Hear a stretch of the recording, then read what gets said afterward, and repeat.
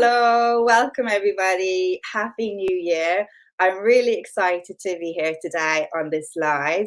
It's my first live of 2024, and I've got an amazing guest with me, Dr. Susan Laverick, and we're going to be talking about busting the 5 myths of public speaking. I am very much an introvert, so I resisted public speaking for a long time. And I think when I first started my business, I was a social media manager, so I was in the background and I didn't need to be center stage. But when I switched into training and consulting, I figured pretty quick that I needed to be more visible to reach my ideal clients, and speaking was the way to do it. And I have to say, to date, speaking, LinkedIn events, whether they're lives or audios or webinars or in person or Zoom or any of that, alongside LinkedIn, has been the thing that has got me the most leads and clients in my business. So speaking is amazing. So I can see in the comments, oh, hello, hi, Christine. I'm always happy when somebody comes on and comments so that I know I'm live because I've got my mobile switched off. So do let me know if you're here live today.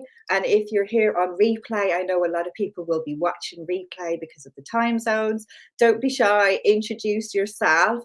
I always think of LinkedIn Lives as a great learning opportunity, but also a fantastic networking opportunity. So do go back, look at the LinkedIn event page. There was about 170 of you that signed up.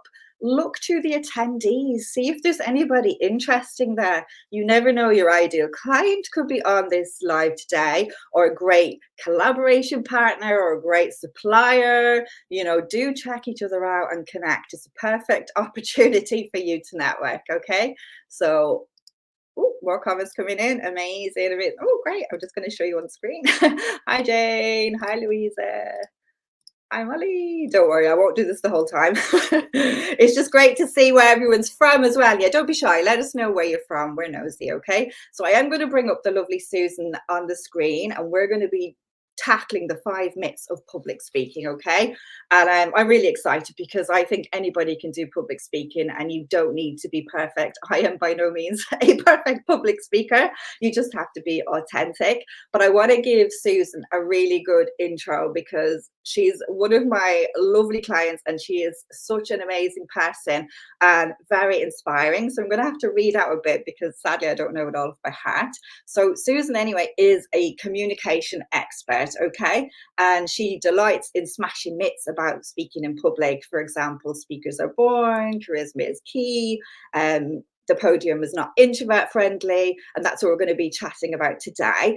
To let you know a little bit about Susan, okay, her proudest moment was being hired by a global peace foundation to develop the communication skills of female peace workers in conflict zones and to help former armed combatants to return to civil society by articulating new narratives, okay? So Susan, she's a guest lecturer at the Geneva Graduate Institute and the University of Geneva, where she lives, and where she teaches the art of ethical and influential communication to future leaders. There's so much great stuff about her. Do have a look at the event page and check through the details to see more about her. She's trained TEDx speakers and she mentors emerging leaders, okay? And yeah, I want to get her on the stage so you can meet her. Oh, hello, Nina, and hello, Jan. Thanks for joining us.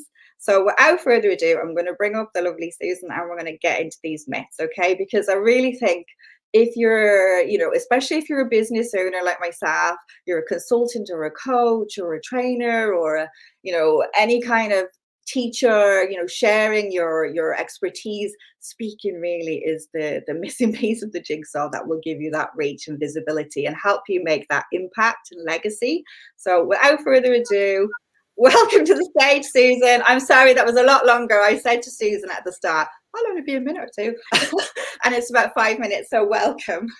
Well, thank you very much, Jen, and thank you everyone who has joined. And it is such a pleasure for me to be the center of attention. I am a Gemini and I love it. I wouldn't be doing this job if I weren't an actress at heart. I care very deeply about communication. And as a caveat to the discussion Jen and I are having with you all, I think it's really important to understand, and I'm sure you all know this, that you can only be a powerful, effective speaker if you are first and foremost a strong communicator. So that is the foundation that I would start with. And second, I deliberately called this public speaking because public speaking is a misunderstood phrase. Yeah. Most when I'm working with clients, they say, but I'm not going to be doing any public speaking. I just need to talk to meetings. I'm not going to be doing keynote addresses. The thing is, the moment you open your mouth, the moment you have more than 2 people in an audience, 2, 5, 10, 15, 20, you are using the skills that you need to convey a message, to engage an audience, to have an impact, and to secure whatever outcome you have in mind. So the skills are absolutely the same, even if the stage is slightly different. So that's my preamble. Oh, I love that, because I think even sales calls, you know, you are speaking, and if you can't articulate and communicate that confidence, it's going to impact you. And I think if anybody goes networking as well, a lot of networks, you have to do your little introduction pitch, whether it's 60 seconds, and it's so powerful. So you're not being a keynote speaker, but you definitely are putting yourself out there. Oh, absolutely. And as I say, engaging an audience is what it's all about, and having that content which is fit for purpose. So I suppose that segues into one myth that I always am very worried about. And I should say also, to frame this conversation as well, these are myths that I have not invented, but I have encountered in my journey as a communications trainer, as a speaker. And I think they are the biggest obstacles to anyone moving beyond I don't want to do this, or I'm not very good at it, or feeling overwhelmed by the process. So remind me what the first myth is, Jen? Yeah. The first myth is, and we have notes, we need notes. It's always a good thing if you're speaking. So the first myth is great speakers are born. Okay, big misconception, huge. And the thing is, when people say, oh my gosh, that person, she's or he is so brilliant, born speaker, what they're really saying is that person is a natural speaker. Yeah. And I think we all know natural speakers, people who aren't afraid to say, I'll do that in the meeting, I'll speak up, I'll brief the meeting, or you know, the famous wedding party, I'll do the speech, I can do it. And natural speakers tend to love being under the spotlight. They're performers.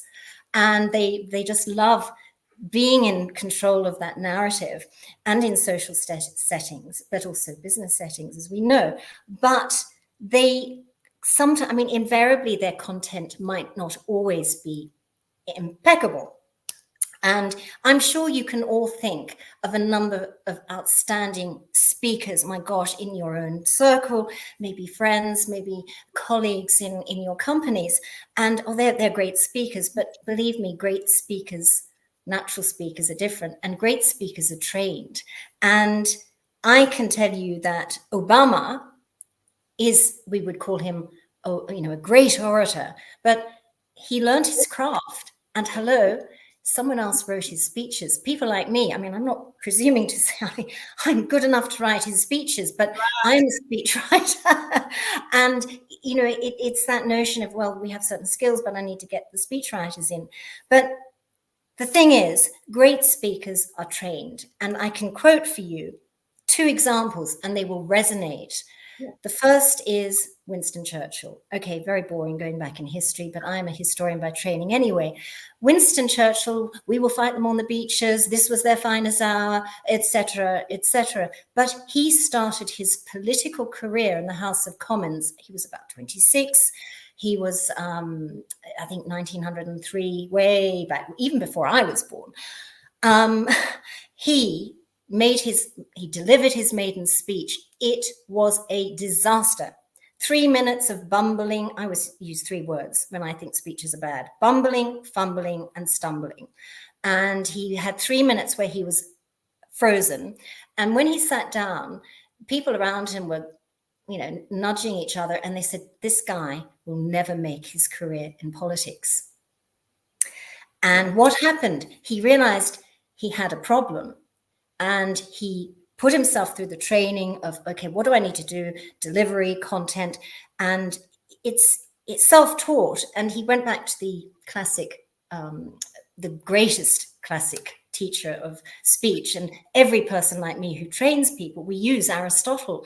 Those are the foundations of our training: ethos, logos, and pathos. And so he put himself through all of these. Anyway, ultimately, we know what the story is. But he became a great speaker. And people would have said, oh, he's a natural speaker, but he was a great speaker.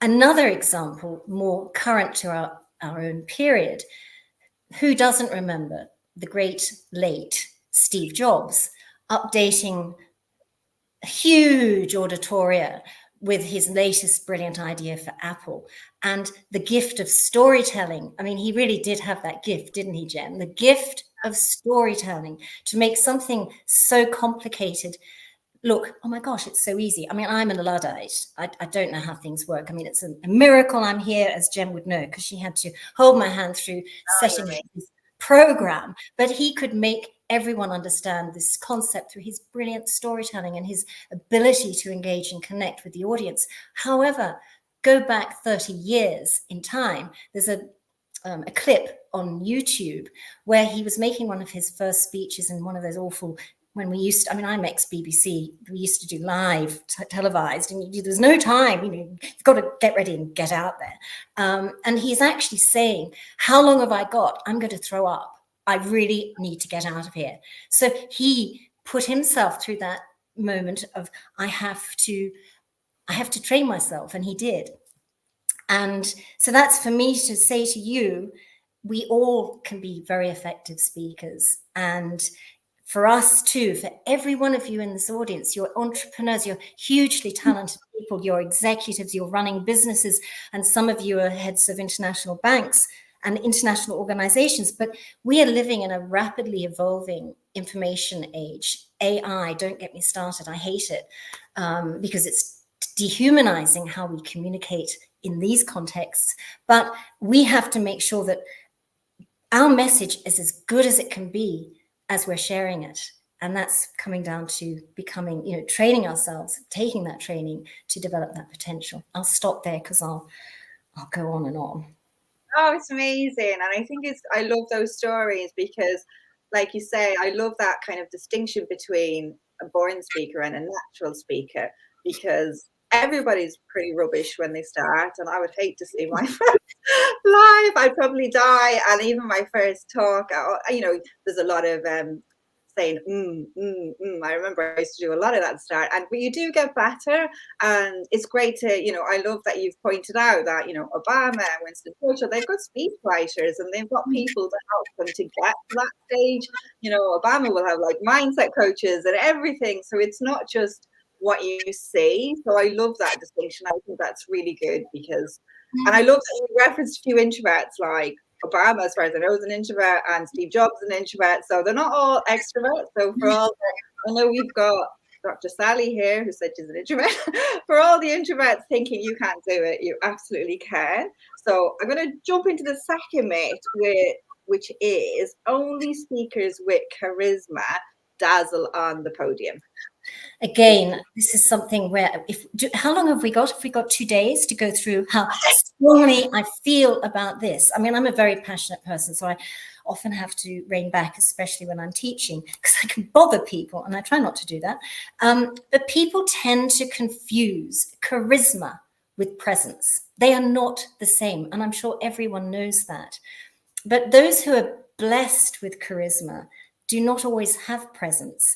And therefore, it's important to know that everyone can dazzle or impress. No, that's the wrong word. Everyone can make a high impact speech, presentation, networking event if they have not neglected their presence. And I'll come back to that in a minute.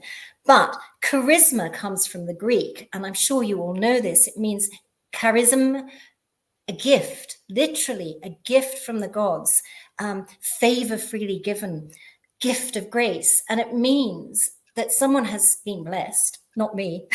I'm an introvert, well, part-time introvert, that people are so overwhelmed by your charm and they're drawn to you. It's like there's a magnetic field. Oh, I just want to be with this person. They're going to talk. They're at that party. I'll be there. And I can think of a number of political leaders who have natural charisma, and they're appallingly bad presenters. And I'm sure you can all see where this is going. I'm not going to be political, but I have to mention politics. A certain but two UK Prime Minister who is known for being a good speaker because he uses a lot of Latin and Greek. He likes to showcase, Boris Johnson, sorry to say it. And he has always given the impression he's a charismatic, dazzling speaker. But think back to the CBI event in 2021. I'm sure you saw that, Jen, when it was shambolic. He went in there, he wasn't prepared, and he dropped his notes. Well, hello, first lesson, number your pages. And he was scrabbling around, and I think he apologized about 14 times, by which time he was hot, flustered, resentful of the audience, very cross with the audience. And don't get me started on the Peppa Pig reference, because I don't know what that had to do with anything. And in that instance, and I've seen it happen with people I've worked with as in trained, and I've had to pull them back, the charisma failed him. And what he was left with was, what do I do now? My content's bad. My charisma has gone out the door because I'm cross. So, that's where, when I'm working with people, especially nervous speakers, presence is the most important thing in your repertoire. It's part of your communication skills. And you remember I said at the beginning, you have to have good communication skills if you're going to be a good speaker. What is presence? I'll keep this very economical. It basically is how you act, gravitas. What is your reputation? How do people react to you? Are you able to articulate your values, your mission? Will people respect what you say because your behavior accords with your words? How do you read a room? Can you react well to a room and have that audience engagement? Because it's not about you, it's about what you're giving. And of course, the second part to that is it's how you communicate, what you say. Are you clear? Are you consistent? And it will, of course, do, the poise and the posture and all of that. But that is far easier to cultivate, I would suggest to you all, and I'm sure you all have that, than worrying about, oh my God, it's only people who have this charisma. So. Yeah, no, I love that. And I think just doing your prep and your homework as well counts a lot. Like you say, the boring things like numbering the pages. And for me, it's just printing out this page, because if I didn't print this out, I wouldn't be able to do you justice, because I wouldn't remember everything. And it just makes me more confident, makes you more confident, and it makes us look like we know what we're doing. But I think that's it. And before I'll just say one more thing, that the most important thing in that presence factor, when you are cultivating that strength as a communicator, which, as I said before, spills over into your networking, whatever, is that it's your ethos, as Aristotle would say. It's your credibility, your value. It's how authentic are you? That's the important thing in all of that. Yeah, you have to. And I think online, even in relation to like LinkedIn Lives or webinars or anything like that, you want to be the same person as you are in reality, because otherwise it's an absolute shock when people meet you. I know obviously sometimes we look a bit nicer in photos or a little bit touched up with the old video lamp and everything, but you want to look pretty much the same and act the same, because otherwise there's this disconnect and people are not going to trust you. So it's really important to be yourself. Exactly. And if you're not, like, I'm not a super formal person, so I'm, when my clients work with me, maybe the odd little bad word will slip out. But I think if you're trying to put on a mask and be somebody that you're not, that will prevent your joy of public speaking as well, because who wants to, live a lie? So I love all that. So the next myth is timid, nervous speakers struggle to make an impact. Well, again, this is something I encounter a lot when I'm training, I teach, mentor, whatever, that if you are timid, or if you are a new or a reluctant speaker, or even if you're, you've given presentations and you think, oh, I'm never going to do another one. I hated it so much because I didn't make the right impact. It's the notion that we have to be aware that in a group, there will be at least 20% of that group who are reluctant, nervous, recovering from a bad speak, or they're introverts. And I will tell you that introverts make the best presenters. They truly do. And I can give you an example. I was training I was doing a workshop, and there was this delightful young woman, and she said to me at the beginning, Susan, I won't be interacting a lot, and my workshops are highly interactive, and people come away going, oh my God. But they love it. They love it. And everyone, they do love them. But they come away absolutely exhausted because you've got to get up and get involved. And it's not happy clappy. Anyway, I'm being distracted here. The notion is that this young woman didn't want to get involved. And I said, that's fine. But she became more comfortable because I've become more comfortable understanding how much more time these highly valuable, highly sensitive individuals need, because they're such a vital part of our planet. We need you. Anyway, and at the end of this workshop, she said, oh, well, I feel really happy now. And I've just signed up to do a TEDx talk. Wow. And I said, well, let's pretend her name was Jane. I said, Jane, that's wonderful. I'm training everyone for that. And believe me, there were 5 speakers, and there might be one of my former students who's in the audience. I don't know if Bram's here, and his speech was brilliant. But this young lady was absolutely outstanding. It was a textbook delivery because she prepared it. She listened to everything I said. I love it when people do that. But she adopted the techniques. She worked with them. She had adjusted for her own style, which is very important for me. It's not my style. It has to work for you. And it was fantastic. So, you can shine. And this is ridiculous, that you're not going to shine because you're nervous. The second example is also, I think, fairly instructive. I had another client who was actually in one of the sectors, and he said, do you know what? I have developed public speaking phobia. And I thought, I've never had this before. And part of me was thinking, wow, this is really exciting. And then I thought, no, it's a really big thing to deal with. And what became very apparent was he had given a very badly prepared and delivered speech. He hadn't done his homework, and he had been reprimanded by one of his board members, and he's, I've just got to do something about it. But the fact was, he did not have a speaking phobia. Those are a social anxiety disorder is crippling. People, the physiological, the physical, the psychological issues.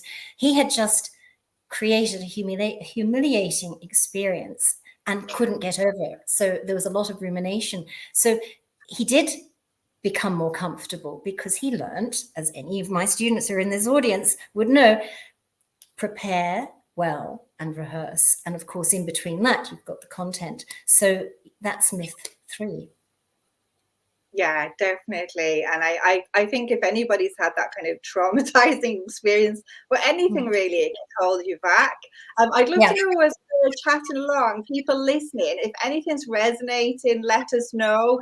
Let us know what kind of speaking you've done to date, whether it's in person or online, or if you're trying to psych yourself up to do some speaking in 2024. We'd love to know. So do get engaged in the comments. Obviously, we do have a lot of time today for a live, but I've got something exciting to announce at the end, where Susan will be able to take a lot of Q&A from you and really help you. But do engage with us, even if you're watching a replay. We'd love to know, what kind of speaking are you aiming for in 2024? What's your goal? Is it a speech? Is it go networking and do your pitch? Is it to do a LinkedIn Live? Is it to go into a physical networking room? Just let us know what your goals are. And I'm going to go on to the next myth, which is only weak speakers fall prey to cognitive biases on the podium. Well, again, it's speakers who are nervous or novice speakers, they will say this to me when we're going through a training cycle. And I say, no, these cognitive biases, there are two that afflict experienced and novice and nervous speakers. I know, and I'll tell you, I'll keep you entertained for 1 minute telling you what happened to me. Those two cognitive biases are really dangerous because they mess with our heads. They take us off piste. We lose our connection with the audience. And the moment that happens, you might as well walk off the podium. The first one is the spotlight effect, where it might be that you don't like the sound of your voice. You don't think your posture is good. You might think, oh gosh, I don't like my hair. I don't like whatever it is. It's something to do with your appearance or how you sound. And because you are nervous, it's magnified the moment you stand up at a networking event or whatever. And eventually it becomes such an obstacle in your mind, it starts to trip you up. Now, I'll try and keep this brief because I don't want people to fall asleep and I know time advances, but I just finished training some laureates who were making their speeches at the UN in New York. This was about 2 years ago, and I was racing across to Boston to be interviewed. And I thought, this is great. I'm really excited. And I got to my hotel, and I have got very long hair, and I had left behind my very magic hair clip. And I'm sorry for the gentleman in this audience. This is a boring story, but it serves an illustrative point. I'd lost my comb. I'd left my hairbrush behind. I looked like the wild woman of Europe because my hair was wild. And worse than that, when I got to the hotel, I was thinking, oh my God, and I'd misjudged the time. So I had to get changed from the travel outfit into the speaking outfit and scrabbled around in my suitcase. I have 2 pairs of shoes. Well, actually, I've got more, but I have 2 beautiful pairs of shoes, very high, because I'm not very tall. I need the stature. And I quickly put on the shoes and I got into the taxi. I had 1 black pair, 1 black shoe, and 1 blue shoe on. And therefore, I went into this interview looking like someone who was completely a lunatic, basically.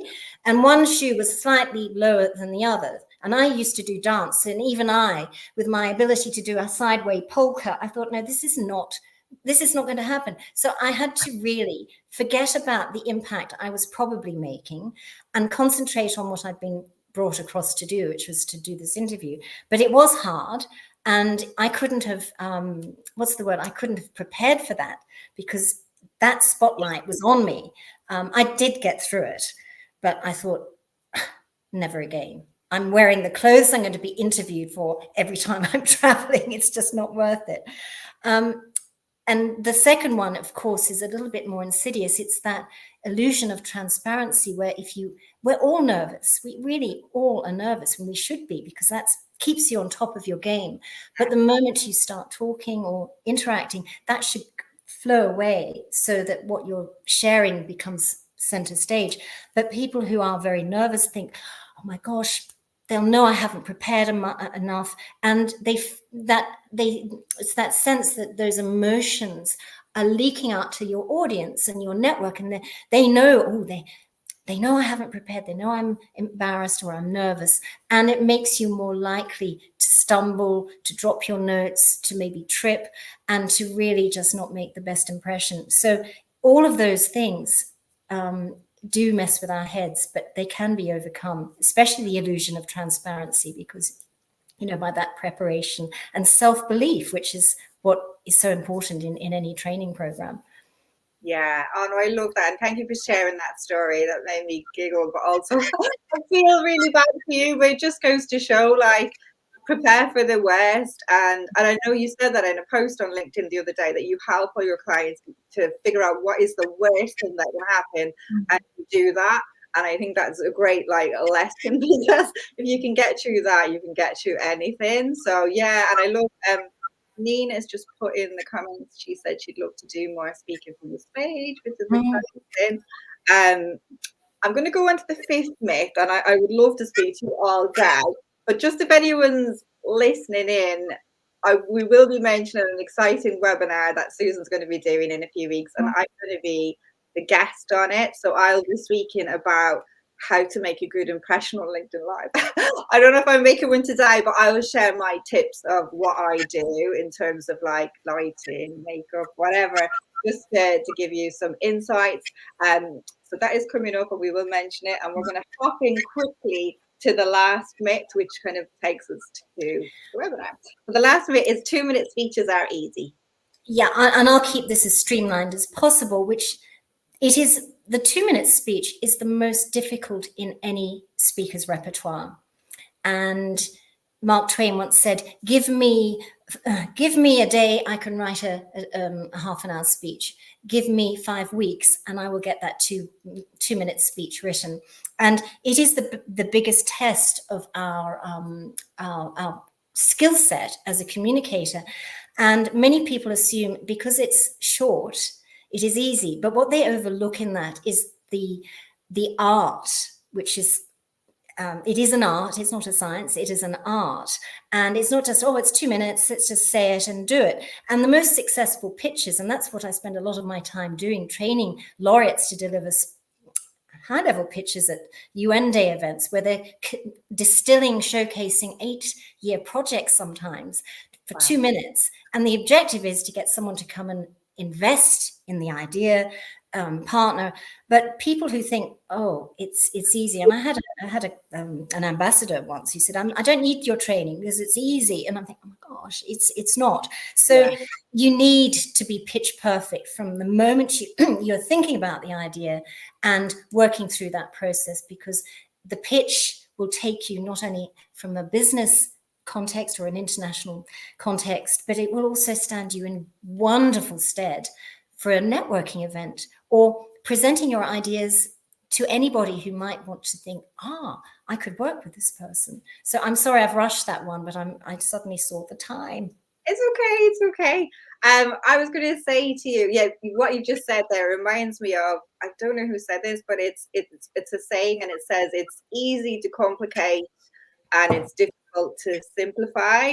And I definitely find that as well, even on LinkedIn or profile, so many amazing people kind of throwing the kitchen sink at their profile and their content, but they don't have that clarity of message because they've overcomplicated it and they've been clever and not clear. So I totally agree with you that it's not easy to do that 2-minute pitch, which kind of leads us on to the amazing webinar that you are going to be doing in a few weeks. Do you want to tell the audience a little bit about that and what you're going to be going into? I'll just very briefly, because I feel it is such a foundational skill for us all, I will be doing a webinar in 2 weeks, and Jen will be a guest, as she said, where I'll look through, because usually I train people over 6 weeks, especially for international events. But I look at this sequence of the life of a pitch, if you like, how it unfolds. It doesn't just start off as a 2-minute speech, 250 words. How we take a lot of material. I'm sorry, I'm coming out of the camera there.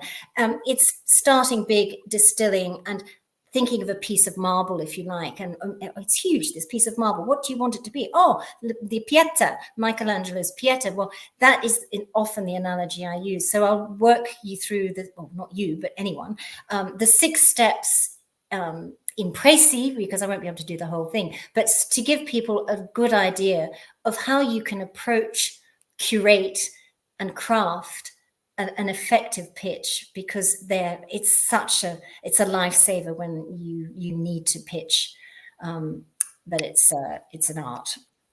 Oh, I'm excited for it because I know I'm a guest, but I actually need your wisdom, and I think everybody listening here today needs your wisdom. You know, whether they're confident speakers or they're shy or they're just dipping their toe in the water, like this is a skill that needs to be learned, and it doesn't all come natural to all of us.